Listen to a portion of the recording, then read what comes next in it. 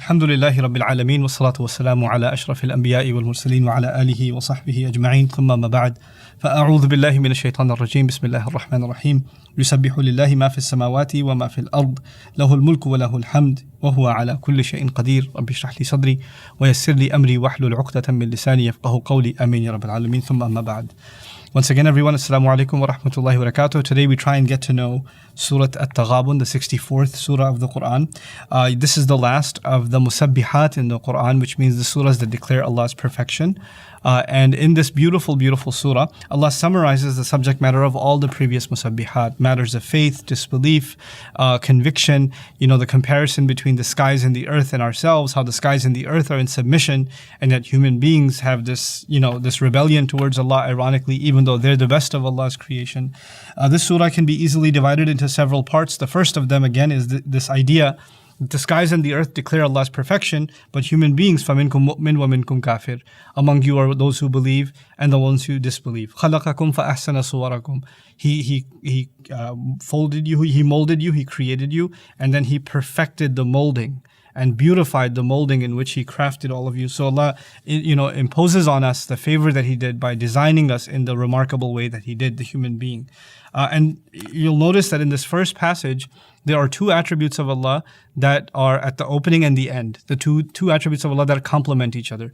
At the opening, it's وَهُوَ عَلَى كُلِّ شَيْءٍ قَدِيرٌ. Allah is in complete control. And at the end, it's وَاللَّهُ عَلِيمٌ بِذَاتِ الصُّدُورِ. Allah is knowledgeable of what goes on deep inside the chests. And so Allah's control and Allah's knowledge. Now these two things are usually talked about when we talk about trust and reliance in Allah. Why? Because Allah knows what you're going through. And Allah is capable of changing your circumstance. And whatever you're going through is happening because Allah is allowing it to happen. When, bad things happen to people, they start questioning Allah and say, well, if He's all-powerful, how come He's not changing my circumstance? They question, وَهُوَ عَلَى كُلِّ شَيْءٍ قَدِيرٌ. And then on the other side of the predestination problem is if Allah already knows what I'm going to do, how is it my fault? And Allah actually establishes, first of all, both of those as realities, that Allah, in fact, is knowledgeable over whatever goes on inside the chest. And He is, in fact, in complete control. These two attributes, once again, the purpose of them is to establish one powerful dimension of our faith, and that is reliance in Allah. Trusting Allah, letting Allah, there are things that in my life are within my control. What I eat, how I sleep, how I deal with people, what I say. There are things that are within my control. And then there are things that are beyond my control. There are aspects of my health that I can try to take care of.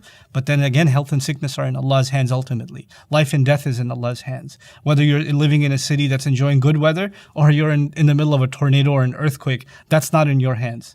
Whether you're driving perfectly on the road, that's up to you, but somebody else comes and rams into you, that's out of your control. There are things that we have to relegate to Allah, that they're just beyond us. And that is an aspect of our faith that's highlighted in this beautiful, beautiful surah. In the next passage of the surah, you've got this interesting dichotomy. Allah will talk exhaustively about those who disbelieved in previous nations. أَلَمْ يَأْتِكُمْ نَبَأُ الَّذِينَ كَفَرُوا مِنْ قَبْلِ فَكَفَرُوا وَتَوَلَّوْا زَعَمَ الَّذِينَ كَفَرُوا أَن لَّن يُبْعَثُوا. Those who disbelieve are talked about over and over and over again.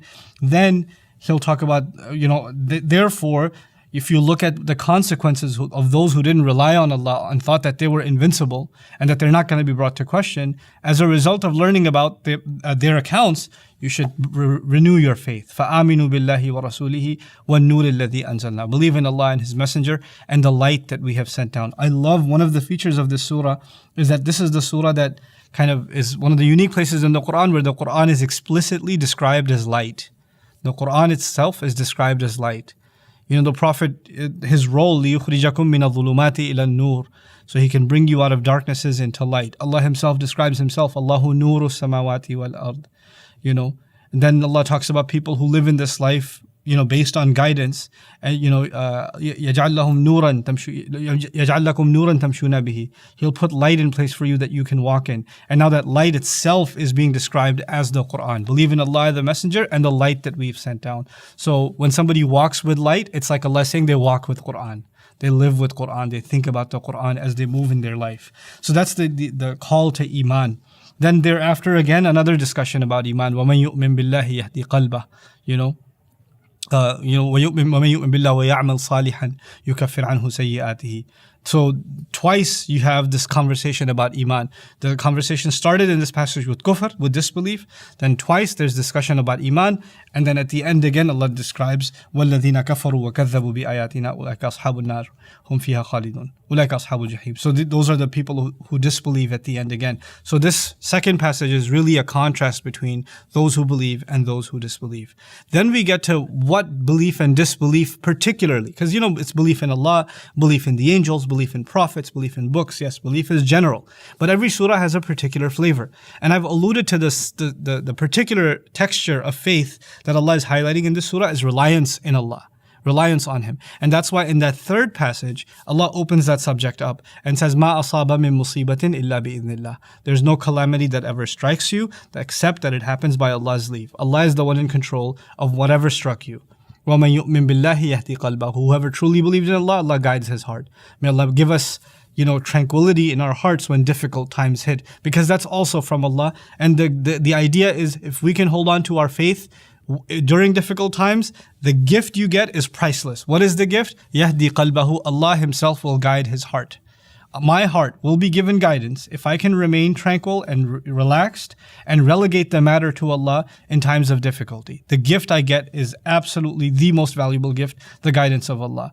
And then this passage also, towards the end of this passage, وَعَلَى اللَّهِ فَلْيَتَوَكَّلِ الْمُؤْمِنُونَ. Believers should then place their trust exclusively in Allah. That matter of trust comes back again. But what I find really remarkable about this passage is this conversation about trust and reliance and letting your heart be at ease because Allah is in control. All of that is there, but in the heart of this passage, you know what's there? وَأَطِيعُوا اللَّهَ وَأَطِيعُوا الرَّسُولَ فَإِن تَوَلَّيْتُمْ فَإِنَّمَا عَلَى رَسُولِنَا الْبَلَاغُ الْمُبِينُ. Obey Allah and obey the messenger. And if you turn away, then our messenger's only responsibility is to communicate clearly and to communicate that which clarifies. Why is that in the middle? Obey Allah and obey the messenger. Because when people lose their trust in Allah, they stop obeying Allah. Why did you stop praying? Well, why did Allah let me lose my job? Why did I have to get sick? I was sick. I don't feel like praying anymore. People stop obeying Allah and the messenger when their reliance on Allah goes away. So Allah put that in the very, very middle. The demonstration that you're still relying on Allah, that you still trust Allah, that you still have good opinion of Allah is demonstrated in your continued loyalty and obedience and subservience to Allah. May Allah continue to keep us all that way. Now, towards the end of this surah, يَا أَيُّهَا الَّذِينَ آمَنُوا إِنَّ مِنْ أَزْوَاجِكُمْ وَأَوْلَادِكُمْ عَدُوًّا لَكُمْ إِنَّمَا أَمْوَالُكُمْ وَأَوْلَادُكُمْ فِتْنَةٌ. Allah will first mention a couple of times, He'll mention trials. You're gonna get even out of your spouses and your children, those that might become enemies to you, those that might be, they're calling you to disobey Allah, calling you to become materialistic, or you might get problems in your life that make you lose your trust in Allah that stem from your spouses or stem from your children. Then He says, إِنَّمَا أَمْوَالُكُمْ وَأَوْلَادُكُمْ فِتْنَةٌ. And by the way, it's not just spouses and children, which means family issues. Then there's financial issues. Your children, your monies and your children are a huge trial for you. وَاللَّهُ عِنْدَهُ أَجْرٌ عَظِيمٌ. And Allah has only in His possession is great compensation. What's the point of all of this? In the third passage, it was a conversation about reliance, and in the next is false reliance. If one relies on happiness and goodness and who they can lean on at the end of the day is only their family or their money or their children, these things will be there, and they are a source of reliance for us, but they're not absolute sources of reliance. These are also mortal human beings, and these are material things. They come and they go. People change. The one that will never change, the one that will always be there for you is Allah Azza wa Jal Himself. So وَاللَّهُ عِنْدَهُ أَجْرٌ عَظِيمٌ. And so even as you're going through trials within your family or you're going through financial trials, فَاتَّقُوا اللَّهَ مَا اسْتَطَعْتُمْ. Have taqwa of Allah as much as you can. And by the way, before He concludes the surah about فَاتَّقُوا اللَّهَ, which is all the way at the end, you'll find in the surah, وَأَنْفِقُوا and أَقْرِضُوا اللَّهَ قَرْضًا حَسَنًا. Spend in the path of Allah, give Allah a beautiful loan. Give Allah a loan. What is Allah telling us? You will develop reliance on Allah. One of the most practical ways to do so is to actually be charitable. So now we're seeing charity come up in the Quran in different contexts. One obviously is you're supposed to be charitable because it's an obligation in Islam. But it has certain spiritual benefits. The first spiritual benefit was actually in Surah Al-Munafiqun, that it fights hypocrisy. The opposite of nifaq is infaq. The antithesis to it, the anecdote to it is infaq, is spending. Now we're learning that actually our reliance on Allah builds as we spend. Why? Because you're trusting. When you literally, it's a trust account. When you deposit something with Allah, it's not that you've given it away. Think of it as you have two accounts. You have this like account that you can withdraw from at any time, like a checking account nowadays, right? You put money in it, you can withdraw it from an ATM at any time. And then there are long-term investment accounts. Those are also your money. It's just that you don't have access to it right now. That's maybe a retirement fund, or it's like an investment fund that you can't touch for the next 10 years or something like that. That's the idea, actually. When you spend and you give, you're actually depositing in your own afterlife account.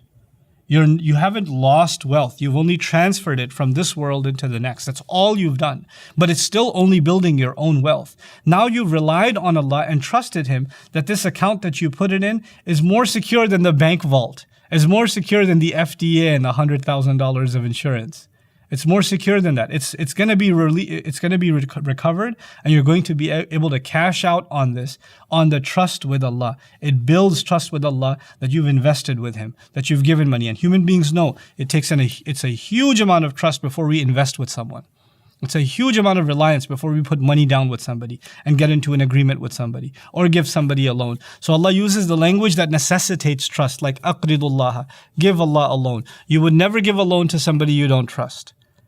And the other thing about the word qard I should mention, when Allah talks about giving, He could say tasaddaqu, give sadaqah, give charity. He could say anfiqu, He could say spend. But when He says aqridu, give a loan, this is a very powerful language because Allah is not in need of a loan.